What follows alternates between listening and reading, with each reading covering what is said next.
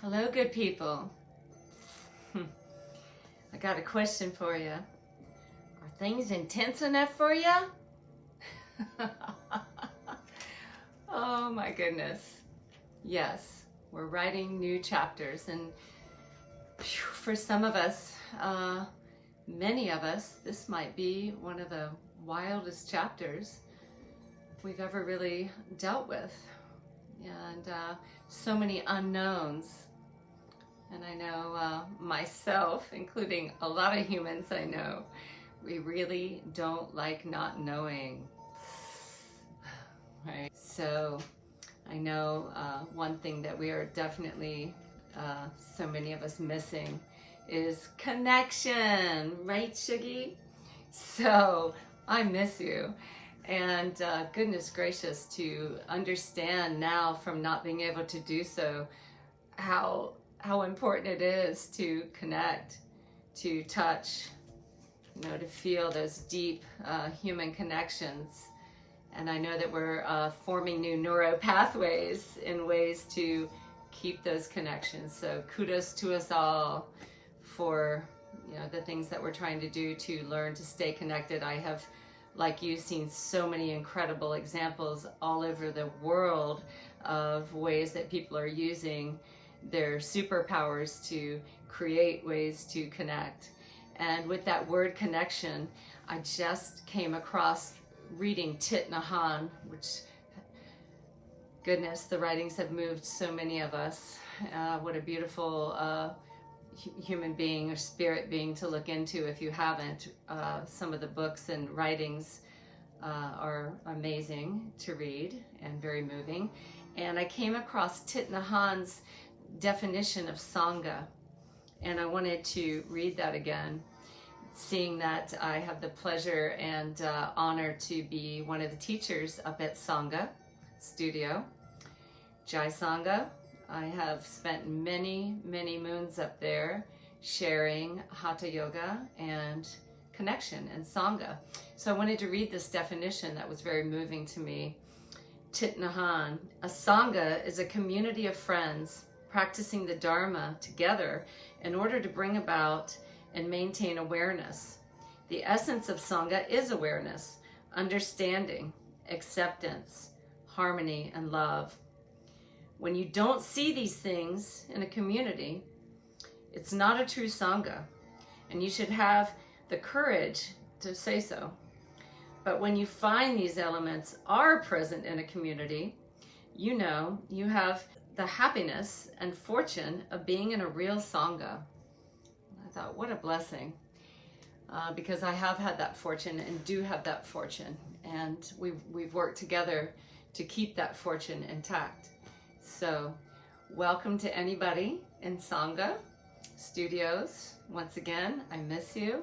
I'm doing this offering right now, and I'm also going to be offering a integral Hatha Yoga class soon as well, as soon as I can rework some of the glitches that we're having. I live pretty far out in the country, and we are very technically challenged here. So soon to come, I will enjoy sharing a class with you. For now, I wanted to really touch base on something very important to us all right now. And that is the fact that I know that we're all having our own nervous system reactions. Very real thing. We can try to hide it. We can say la la la la, or put the happy face on and say, I'm fine, I'm fine, However, as we know, there's only so long you can do that without your body reacting. And you can't stuff things and not have your body, go into some form of dis-ease at some point. So it's kind of a mixed blessing, right? That we can't really lie to our nervous system. And so with that, one of the most incredibly helpful aspects that yoga offers is pranayama, the breath work. And a lot of you have experienced it and have worked with it in your yoga practice and life, but maybe some of you haven't. So I'm just doing this reminder for this time period to know that you have this medicine, this really good highly effective medicine right with you at all times, no prescription needed, right? And so if you, whether you've been doing it for a while and would like a reminder, whether you haven't really done it for a while, or whether you've never done it, I thought I would give a little reminder here of just 2 simple breaths. They take maybe a little practice and some time, especially some of the aspects that I'll discuss. They do take you to keep doing them until they, start to feel like second nature. But they are enormously helpful for balancing out that precious nervous system, right? The hemispheres of the brain that we know crisscross, from this side running this side and this side running this side of the body. And just the reactions of being in constant fight or flight, and shoot, we were already running around, right? Trying to balance out our lives and our work and our families and our love and our communication and everything else. So we already had these life issues. Now you put a world pandemic in the picture, and yes, we're going to have to take some extra measures to balance these sweet systems so that we can help ourselves and help others.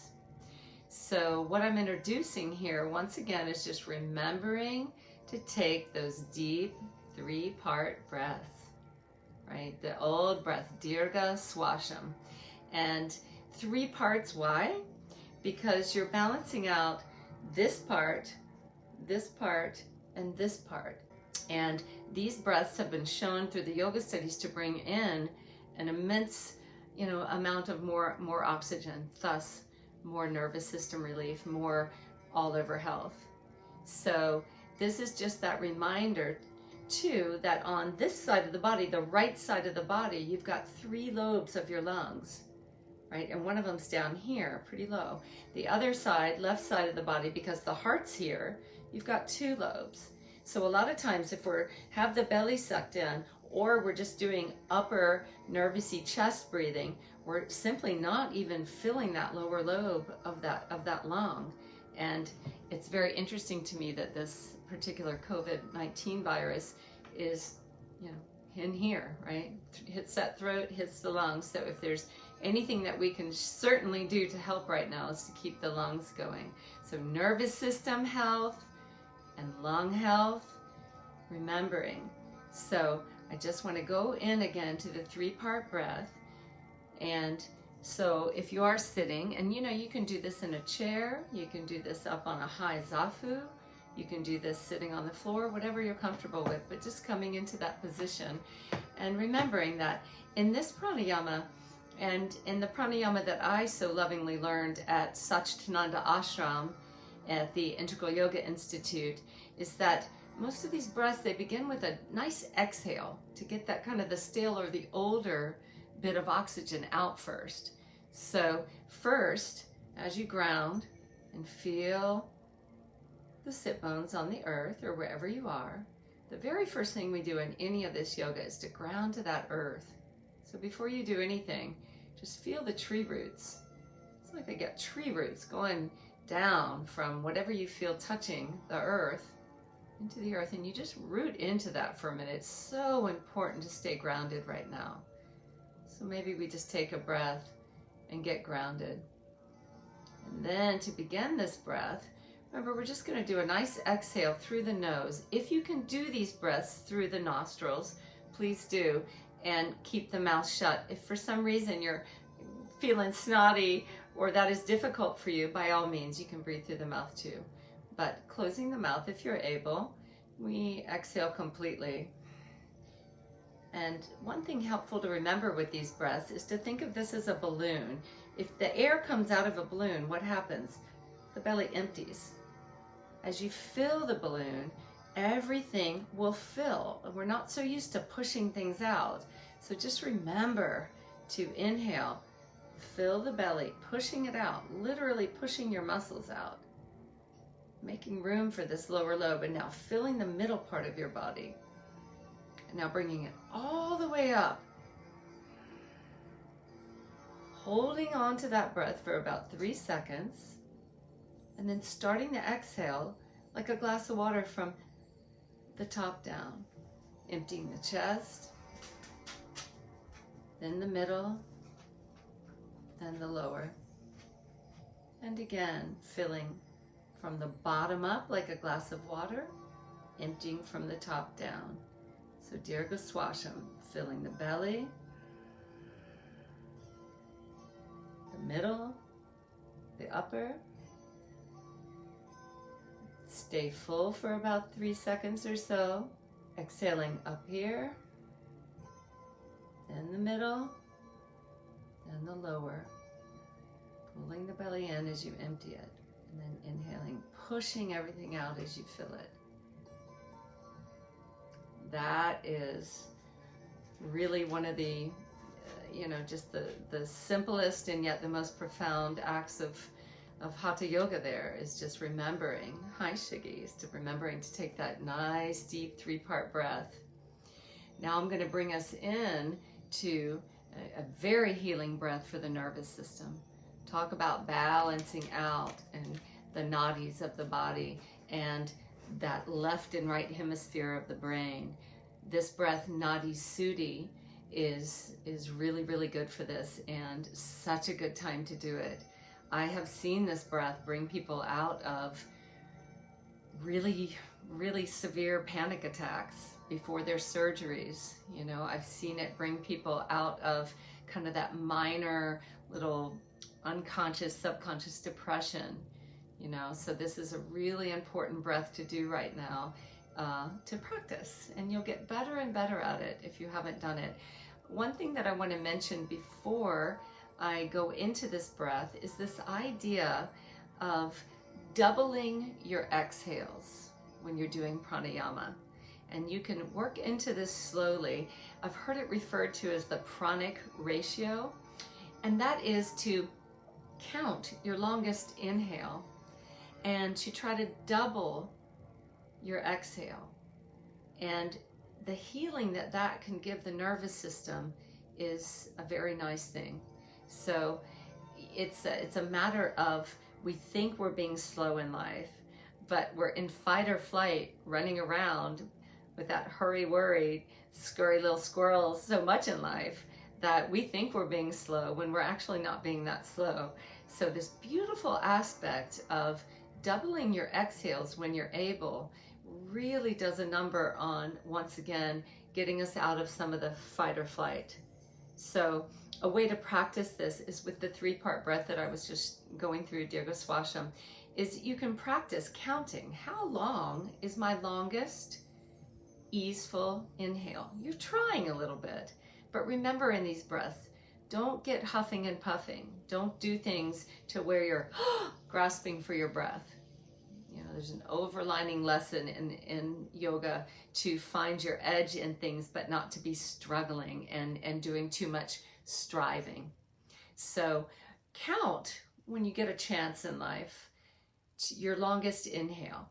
Begin with your exhale, the way pranayama does, getting that a hit of oxygen out first.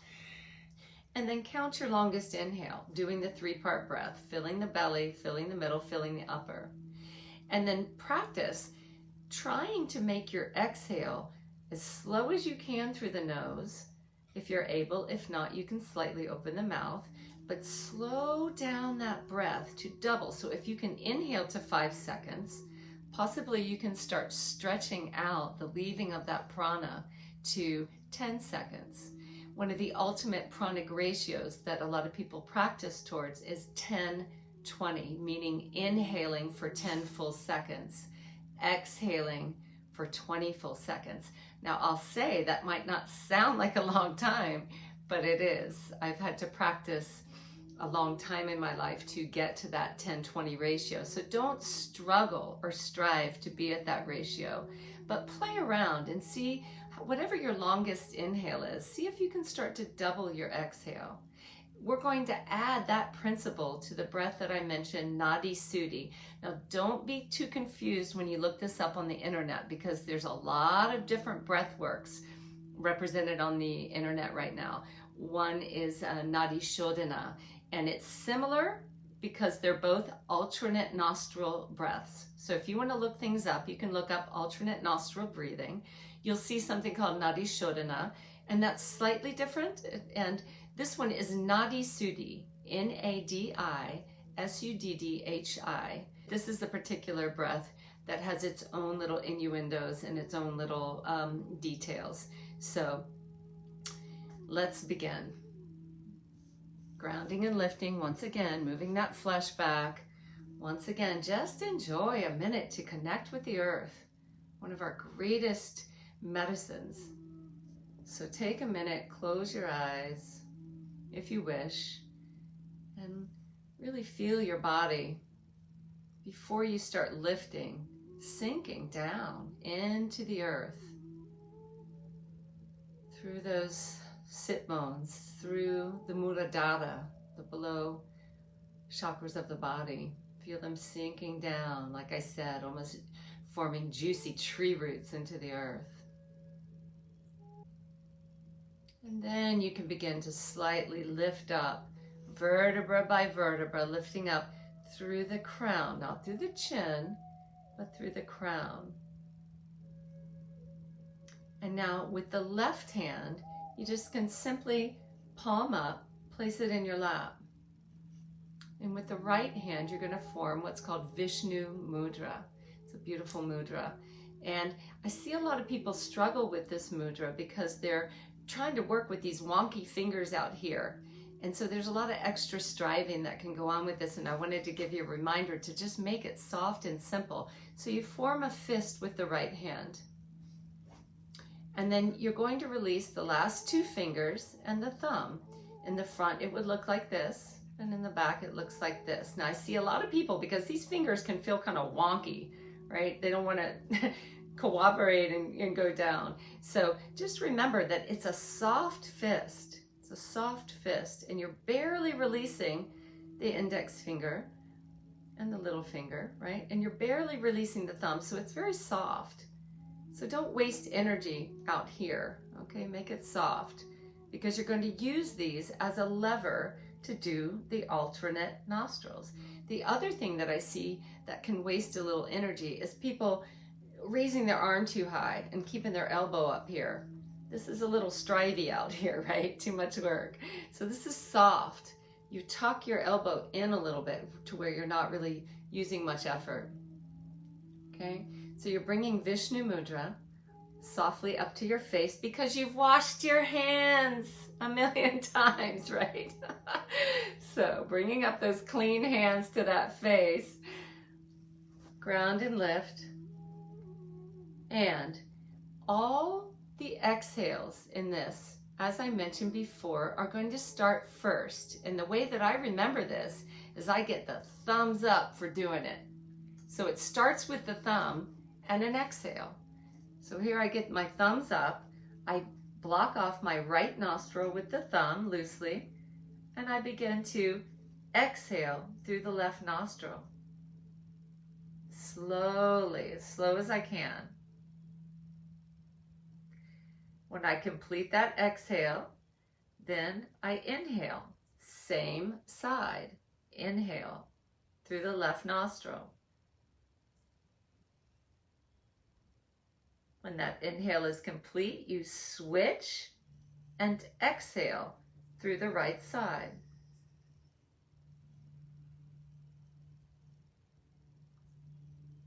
Inhale, same side.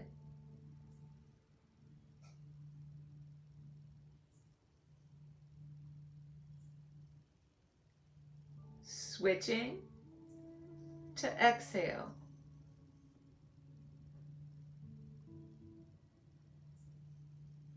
Inhale, same side.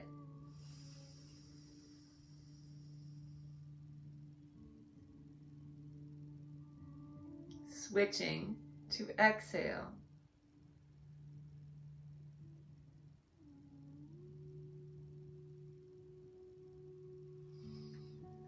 So once again, a few tips. Starts with the thumb and an exhale. You know you're always using the right hand for Vishnu Mudra in this. So you know it's coming up to here. So it's kind of easy to remember. Thumbs up, block off, Exhale, inhale, switch. Exhale, inhale, switch. So you're only switching the hands to exhale. Now the only other thing that might really be a nice thing to add to this is the pranic ratio that I mentioned before.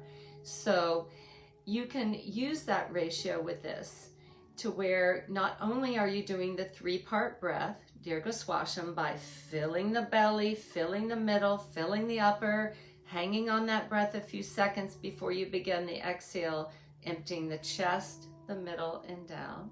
So you're going to use that same 3-part rise and fall of that breath. And you're also going to utilize the pranic ratio, meaning you're going to count your longest inhales and you're going to try to double your exhales.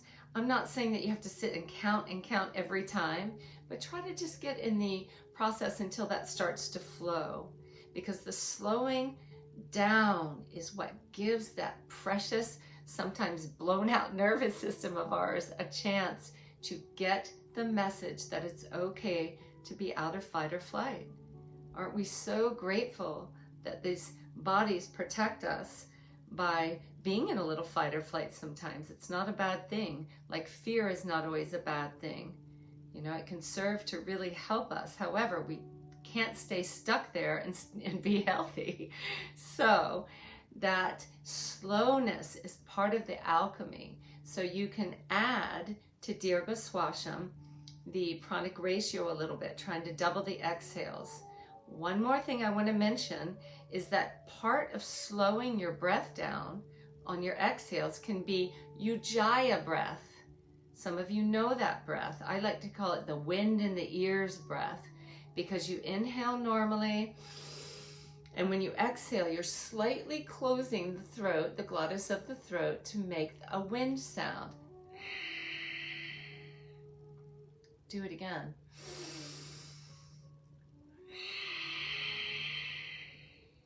It is a slight closing of the throat to where when you're exhaling, it's delaying the leaving of the pranasam, so it helps you slow that breath down.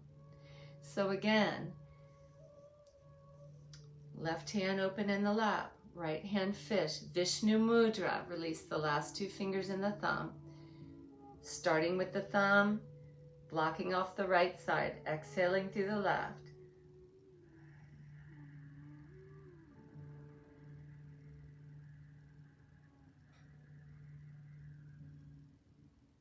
Inhaling, same side.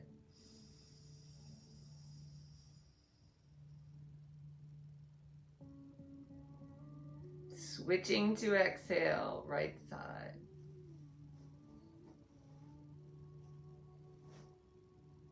Inhaling, same side.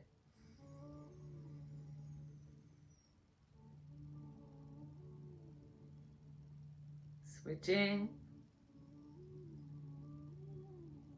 You would continue this, and when you are ready to end, you will end from an exhale from the right side.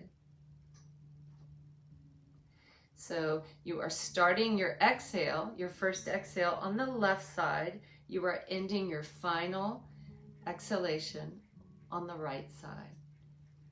So, dear ones, yes, I am with you. My heart is with you as we seek out the little hidden gems, right? The hidden jewel in the lotus and all this chaos. I know we're feeling sort of that time warp. I want to watch Rocky Horror Picture Show and say, let's do the time warp again. Because I know that we're going to have to really form those new neural pathways and take a whole new look at time and space and energy. Thank you for joining. Jai Sangha. Megan, thank you for setting this up and urging us to still be with each other. I will be out as soon as I can get my technology worked out with a nice integral hatha yoga video. Until then, be well,